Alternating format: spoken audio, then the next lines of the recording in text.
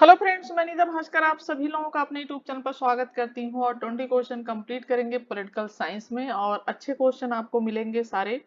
और जरूर पूरे क्वेश्चन जरूर देखें। देखिए, आपके एग्जाम में ये सभी क्वेश्चन आने वाले हैं, यहीं से क्वेश्चन आएंगे।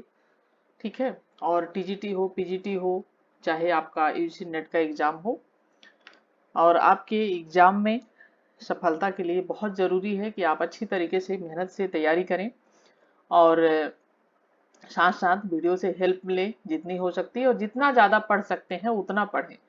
ठीक है, क्योंकि आपके पास अभी कुल मिला के समझ लीजिए कि 2 महीने का करीब करीब समय बचा हुआ है। अभी डेट तो नहीं फिक्स हुई है नेट की, लेकिन जितना कर सकते हैं प्रैक्टिस से, test paper, previous year paper जितना है सब एकदम पोस्टमार्टम कर डालिए क्वेश्चनों का।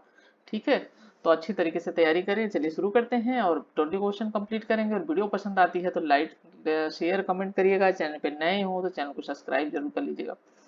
ठीक है, जिससे आपको आने वाली नई वीडियो की नोटिफिकेशन मिलती रहे। चलिए फर्स्ट क्वेश्चन पे चलते हैं। और फर्स्ट क्वेश्चन है, किसने संघात्मक सरकार की परिभाषा इस प्रकार दी? एक संघात्मक राज्य एक ऐसे राजनीतिक उपाय के अतिरिक्त कुछ नहीं है जिसका उद्देश्य राष्ट्रीय एकता तथा राज्य के अधिकारों में मेल रखना है। केसीरियर, हरमन फाइनर, डायसी, किसने कहा? राइट ऑप्शन सी हो जाएगा आपका Dicey, A B Dicey. A B Dicey ने संघात्मक सरकार की परिभाषा दिया है और उन्होंने ये कहा है कि एक संघात्मक राज्य एक ऐसे राजनीतिक उपाय के अतिरिक्त कुछ नहीं है जिसका उद्देश्य राष्ट्रीय एकता तथा राज्य के अधिकारों में मेल रखना है। ठीक है। नेक्स्ट है, एकात्मक राज्य वह है जिसमें समस्त सत्ता व शक्ति एक केंद्र में निहित रहती है, जिसकी इच्छा और जिसके अभिकर्ता संपूर्ण क्षेत्र पर वैधानिक रूप से सर्वशक्तिमान होते। यह कथन किसका है? रॉबर्ट्स का, बिलोबी का, हैरिस का या फाइनर का? राइट ऑप्शन हो जाएगा हॉर्मन फाइनर। तो एकात्मक शासन में शक्तियों का क्या होता है? केंद्रीकरण होता है। ठीक है। और हरमन फाइनर के अनुसार उन्होंने कहा है कि एकात्मक शासन वह जहां समस्त शक्तियां और अधिकार एक ऐसे केंद्र में निहित हो, केंद्रित हो, जिसकी इच्छा तथा जिसके अभिकर्ता संपूर्ण क्षेत्र पर वैधानिक रूप से क्या हो? सर्वशक्तिशाली हो, सर्वशक्तिमान हो। ठीक है। और बिलोबी ने कहा है कि एकात्मक सरकार वह है जिसमें प्रथम बार तो समस्त शक्तियां एक केंद्रीय सरकार को ही दे दिए जाएं, और वह सरकार फिर जिस प्रकार उचित समझे इन शक्तियों का प्रदेशों में विभाज्य करने में पूर्णतया स्वतंत्र है। ये कहते हैं बिलोबी। यहाँ पे राइट ऑप्शन आपका हरमन फाइनर होगा। नेक्स्ट है, संघात्मक व्यवस्था में केंद्र और राज्यों के मध्य शक्तियों का विभाजन किसके द्वारा होता है? सर्वोच्च न्यायालय, संविधान, केंद्र सरकार द्वारा? राइट ऑप्शन आपका हो जाएगा संविधान द्वारा। तो संघात्मक शासन व्यवस्था में संघ और उसकी इकाइयां, ठीक है, संघ और इसकी इकाइयों के बीच शक्तियों का बंटवारा किसके द्वारा होता है? संविधान द्वारा होता है। और संघात्मक शासन प्रणाली में केंद्र तथा राज्यों के बीच स्पष्ट रूप से कर्तव्यों तथा शक्तियों का और कर्तव्यों का क्या होता है? विभाजन होता है। ठीक है। और जिसके लिए लिखित संविधान की आवश्यकता पड़ती है, और इसलिए इस प्रणाली में लिखित संविधान ही सत्ता को ही सर्वोच्चता जो है वो प्रदान होती है। ठीक है, क्योंकि वही संघ सरकार और प्रांतीय सरकारों के बीच अधिकार विभाजन का आधार भी होता है। ठीक है। फोर्थ क्वेश्चन है, एकत्ववाद का राजनीतिक विज्ञान में अर्थ है? क्या अर्थ है? एकात्मक सरकार है, विश्व राज्य है, केवल एक ही ईश्वर का अस्तित्व है, या संपूर्ण शक्ति एक ही बिंदु पर केंद्रित है? राइट ऑप्शन आपका डी हो जाएगा। संपूर्ण शक्ति क्या है? एक ही बिंदु पर केंद्रित है। ठीक है। देखिए, एकत्ववाद का अर्थ होता है संपूर्ण शक्ति एक ही, एक में हो। संपूर्ण शक्ति क्या हो? एक में हो। ठीक है। अर्थात एक तत्ववाद। ठीक है। एक तत्ववाद, एक केंद्र पर ही, एक तत्व पर ही संपूर्ण शक्ति क्या होती है? केंद्रित होती है। ठीक है। ओके, आगे चलते हैं फिफ्थ क्वेश्चन पे। और फिफ्थ क्वेश्चन है, एक केंद्रीय शक्ति के द्वारा स्वाभाविक रूप से सर्वोच्च शक्ति का प्रयोग किया जाना एकात्मक शासन है। उपयुक्त परिभाषा किसने दी है? बिलोबी ने, गार्नर ने, डायसी ने, स्ट्रॉन्ग ने? राइट ऑप्शन आपका हो जाएगा डायसी ने। तो एकात्मक सरकार उस सरकार को कहते हैं जिसमें शासन की शक्तियां संविधान के द्वारा केंद्र सरकार को प्रदान की जाती हैं, ठीक है, और शासन की अन्य संस्थाएं अपनी शक्ति केंद्र सरकार से प्राप्त करती है और इस प्रकार एकात्मक सरकार की समझ शक्ति का प्रमुख आधार केंद्र होता है, ठीक है। नेक्स्ट है संसद बातचीत की दुकानों जैसी है, यह किसकी सोच है, ठीक है। बर्ग, मिल, मार्क्स, लेनिन, राइट ऑप्शन हो जाएगा लेनिन। लेनिन ने कहा है कि संसद बातचीत की दुकानों जैसी है और गांधी जी ने ब्रिटिश संसद की आलोचना करते हुए इसकी तुलना बाज, ठीक है, बाज होगा, बाज, ठीक है, और वेश्या से की है थी, ठीक है। उनके अनुसार वह वेश्या इसलिए जो मंत्रिमंडल वह बनाती है उसके बस में रहती है, आज उसके स्वामी हैं, कल बालफोर तथा परसों कोई और, इस तरीके से। तो जिस समय बड़े बड़े मामलों पर बहस हो रही होती है उस समय उसके मेंबर, ठीक है, होते हैं और या बैठे बैठे झपकियां लिया करते हैं, लोग सो रहे होते हैं उसमें, ठीक है। तो इस बात पे इन्होंने कहा था कि संसद क्या है, सिर्फ एक बातचीत है, एक दुकान जैसी है, और गांधी जी ने भी इसकी तुलना की थी, इस तरीके से बोला था उन्होंने, आलोचना करते हुए ब्रिटिश संसद की आलोचना की थी गांधी जी ने, ठीक है। ब्रिटिश संसद की आलोचना में यह शब्द गांधी जी ने कहे थे, ठीक है। तो राइट ऑप्शन आपका हो जाएगा ऑप्शन डी, लेनिन। नेक्स्ट है निम्नलिखित में से किसने राज्यों का वर्गीकरण गणतंत्र, जनतंत्र, कुलीन तंत्र तथा राजतंत्र में किया है। हॉब्स, मैकियावेली, बोदा, मॉन्टेस्क्यू, और राइट ऑप्शन हो जाएगा ऑप्शन डी आपका मॉन्टेस्क्यू, ठीक है। मॉन्टेस्क्यू ने अपनी कृति द स्पिरिट ऑफ लॉज के अंतर्गत 3 प्रकार की शासन प्रणालियों का विवरण दिया है, ठीक है। द स्पिरिट ऑफ लॉज, इसके अंतर्गत 3 प्रकार की शासन प्रणालियों का विवरण दिया है किसने, मॉन्टेस्क्यू ने, जो है पहला गणतंत्र, ठीक है, ठीक है, रिपब्लिक, ठीक है। दूसरा है राजतंत्र, ठीक है। तीसरा है निरंकुश तंत्र, ठीक है। तो 3 तरह का किया, गणतंत्र, राजतंत्र, निरंकुश तंत्र, ठीक है। गणतंत्र में प्रभुसत्ता पूरे जन समुदाय के हाथ में रहती है और इसका मूल सिद्धांत सद्गुण या सदाचार है। मॉन्टेस्क्यू ने इसकी 2 उपश्रेणियां स्वीकार की हैं, लोकतंत्र और कुलीन तंत्र, ठीक है, कुलीन तंत्र और लोकतंत्र, ठीक है। नेक्स्ट है निम्नलिखित में से किस देश में दोहरी नागरिकता के साथ सरकार का संघीय रूप है, Bharat, USA, UK, Switzerland, right option आपका सी हो जाएगा, ठीक है, नहीं सॉरी, किस दोहरी नागरिकता के साथ संघीय रूप है, ठीक है, भारत, यूएसए और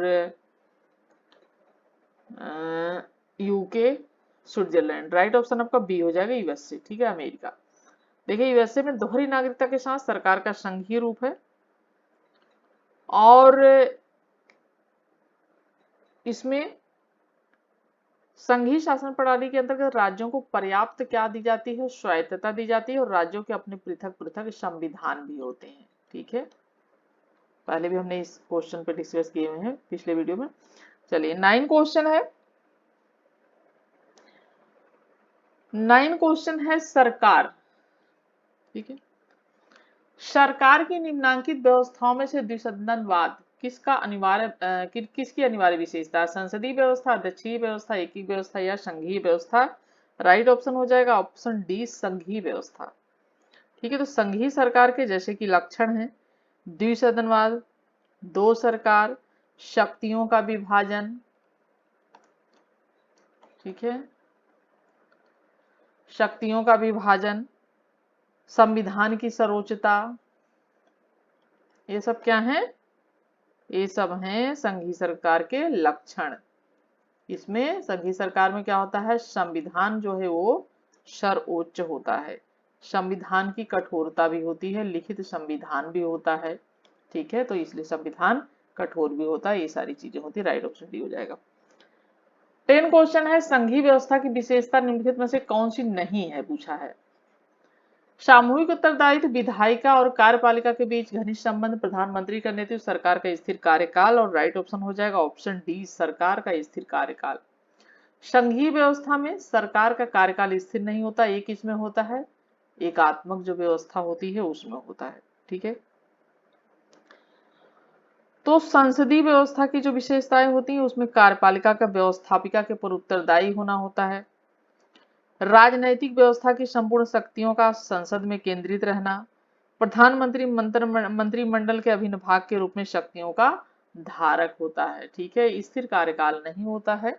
ये तीनों चीजें सही हैं, लेकिन ये सही नहीं है। ठीक है, डी। नेक्स्ट है, संघवाद का आदर्श स्वरूप है। दैत्य संघवाद, सौदाकारी संघवाद। ठीक है, ये द्वैत है, ये यहाँ पे धातु रह गया, ऐसे हो जाएगा दैत्य। ठीक है, तो दैत्य संघवाद, सौदाकारी संघवाद, नौ संघवाद, सहकारी संघवाद। और राइट ऑप्शन हो जाएगा ऑप्शन डी, सहकारी संघवाद। ठीक है, तो संघात्मक शासन के जैसा कि 4 लक्षण है, संविधान की सर्वोच्चता है, संविधान के द्वारा केंद्रीय सरकार और इकाइयों के बीच सरकारों में शक्तियों का विभाजन है, लिखित और कठोर संविधान है, और स्वतंत्र, ठीक है, उच्चतम न्यायालय है। ठीक है, ये ध्यान रखना आपको। क्या क्या है इसमें? संविधान एक तो सर्वोच्च होता है, ये बात याद रखनी है। केंद्रीय सरकार और इकाइयों की सरकारों में शक्तियों का विभाजन होता है संविधान के द्वारा, लिखित और कठोर संविधान होता है। ठीक है, ये सारी चीजें पॉइंट है। नेक्स्ट है, सूची फर्स्ट और सेकंड को सुमेल करना है। एक तरफ सरकार का प्रकार है और दूसरी तरफ देश का नाम है। ठीक है, संसदीय संघीय रिपब्लिकन यूनाइटेड किंगडम, अध्यक्षात्मक संघीय रिपब्लिकन भारत, संसदीय एकात्मक राजतंत्रात्मक फ्रांस, संसदीय कम अध्यक्षात्मक एकात्मक रिपब्लिक ऑफ अमेरिका। ठीक है, यूनाइटेड स्टेट ऑफ अमेरिका। और राइट ऑप्शन हो जाएगा ऑप्शन डी, ए का सेकंड, संघीय संघीय संसदीय संघीय रिपब्लिकन, ये हो जाएगा हमारा भारत। फिर उसके बाद है अध्यक्षीय संघीय रिपब्लिकन, ये हो जाएगा fourth, United state of America. फिर उसके बाद है संसदीय एकात्मक राजतंत्र, इसका हो जाएगा यूनाइटेड किंगडम यूके। और डी हो जाएगा, डी का हो जाएगा थर्ड, फ्रांस एकात्मक रिपब्लिकन। ठीक है, तो राइट ऑप्शन आपका डी हो जाएगा। नेक्स्ट है, निम्नलिखित में से कौन संसदीय सरकार की सबसे महत्वपूर्ण विशेषता है? बहुमत शासन, रूल ऑफ लॉ, संसद के सदस्य का प्रत्यक्ष चुनाव, कार्यपालिका के विधानमंडल के प्रति सामूहिक उत्तरदायित्व। राइट ऑप्शन डी हो जाएगा। ठीक है, कार्यपालिका का विधानमंडल के प्रति सामूहिक उत्तरदायित्व संसदीय सरकार की सबसे महत्वपूर्ण विशेषता है। ठीक है, इंपॉर्टेंट है ये, क्या है? सामूहिक उत्तरदायित्व।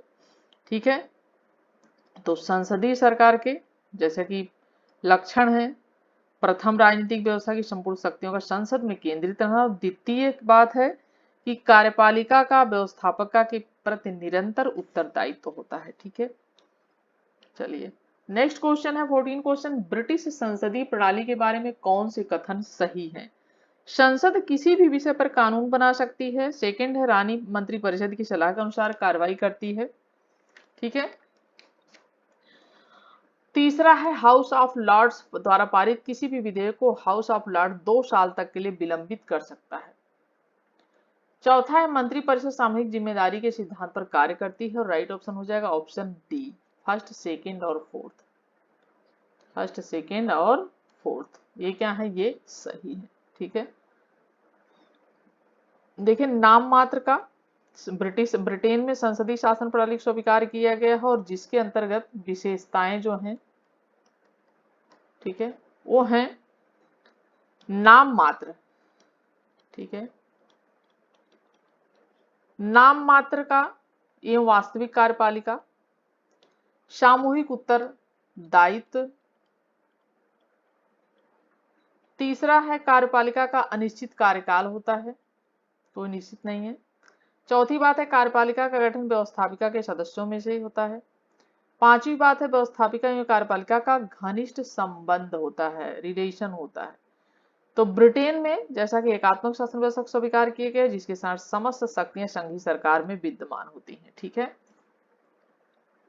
और इन विषयों पर संसद की सर्वोच्चता को लेकिन स्वीकार किया गया है। तो राइट ऑप्शन आपका हो जाएगा डी, ए 1, 2 और 4। 15 क्वेश्चन है सहकारी संघवाद पद का उदय कब हुआ? प्रथम विश्व युद्ध के बाद यूएसए में न्यू डील लेजिस्लेशन के समय सन 1937 में सोवियत संविधान के एक भाग के रूप में द्वितीय विश्व युद्ध के बाद। और राइट ऑप्शन जो हो जाएगा आपका वो हो जाएगा ऑप्शन डी, द्वितीय विश्व युद्ध के बाद, ठीक है। और जो है द्वितीय विश्व युद्ध के बाद हुआ सहकारी संघवाद पद का उदय और भारतीय संविधान पद्धति सहकार संघवाद के आधार पर स्थित है, ठीक है, और जिसे मोरिस जोन्स के शब्दों में सौदेबाजी का संघवाद कहा गया है। किसके? मोरिस जोन्स, क्या कहा गया है? सौदेबाजी का संघवाद कहा गया है, ठीक है। नेक्स्ट है राजनीतिक व्यवस्था और देश है संवैधानिक रूप से केंद्रीकृत संघ यूएसए, कुछ संघीय गुणों के साथ संघ यूके, परिसंघ भारत, महासंघ स्विट्जरलैंड। और राइट आपका ऑप्शन हो जाएगा, मिलान करेंगे तो ऑप्शन ए हो जाएगा, ए का सेकंड हो जाएगा, बी का थर्ड हो जाएगा, सी का फोर्थ हो जाएगा और डी का फर्स्ट हो जाएगा, ठीक है। और संवैधानिक रूप से केंद्रीकृत संघ यूके, कुछ संघीय गुणों के साथ संघ भारत, परिसंघ स्विट्जरलैंड, महासंघ यूएसए। नेक्स्ट है निम्नलिखित में से सर्वसत्तात्मक रूप की सरकार कौन सी नहीं है? सैनिक सरकार, फासिस्ट अधिनायकवादी सरकार, यानी साम्यवादी या संसदीय रूप की सरकार। और 17 क्वेश्चन का जो राइट ऑप्शन हो जाएगा ऑप्शन डी हो जाएगा, संसदीय रूप की सरकार, ठीक है। इस सर्वसत्तात्मक सरकार नहीं होती है। देखिए अधिनायक तंत्र या सर्वसत्तात्मक सरकार के 3 रूप होते हैं। पहला रूप होता है कि राजनीतिक दल का अधिनायक तंत्र या साम्यवादी सरकार भूतपूर्व सोवियत संघ का वर्तमान जैसा कि चीन में प्रचलित है। दूसरी बात है सैनिक अधिनायक तंत्र जैसा कि पाकिस्तान, आप देखते हैं वहां पर सैनिक तरीके से है। तो पाकिस्तान, बांग्लादेश, बर्मा में प्रचलित है सैनिक अधिनायक तंत्र। तीसरा है फासिस्ट अधिनायक तंत्र, जैसा कि दोनों विश्व युद्धों की समय इटली में मुसोलिनी द्वारा, और ठीक है मुसोलिनी का इटली, मुसोलिनी इटली का जो था, और जर्मनी हिटलर जैसा कि, ठीक है। तो इन जगहों पे जैसा कि प्रचलित रहा था फासिस्टवाद। तो राइट ऑप्शन आपका डी हो जाएगा। नेक्स्ट है नीचे 2 कथन दिए गए हैं, अभी कथन पढ़ते हैं। आज सरकार का संसदीय रूप विश्व में सर्वाधिक स्वीकार्य प्रणाली कारण है संसदीय प्रणाली में मंत्रीगण विधानमंडल से अपनी लोकतांत्रिक वैधता प्राप्त करते हैं और उसी को जवाबदेह होते हैं। राइट ऑप्शन ए हो जाएगा, दोनों बातें सही है और इसकी व्याख्या भी सही है। देखिए संसदीय शासन प्रणाली के जैसा कि लक्षण है कि राजनीतिक व्यवस्था की संपूर्ण शक्तियों का संसद में केंद्रित रहना, कार्यपालिका और व्यवस्थापिका के प्रति निरंतर उत्तरदायित्व होता है।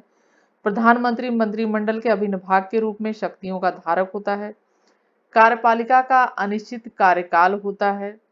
नाम मात्र का वास्तविक कार्यपालिका का होना और कार्यपालिका गठन व्यवस्थापिका के सदस्यों में से होना, ठीक है। ये राइट ऑप्शन आपका हो जाएगा ऑप्शन ए, ठीक है।